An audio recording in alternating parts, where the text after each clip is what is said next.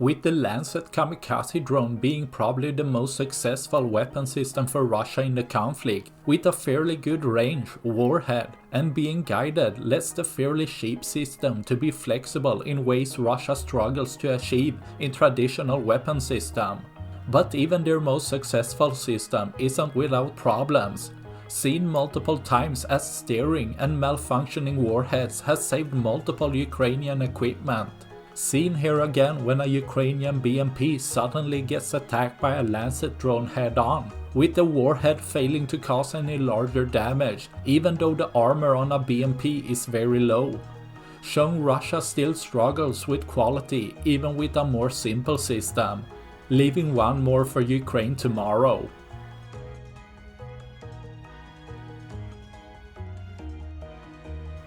That's all I had for this video. Please like and subscribe for more. Thanks for watching. Bye.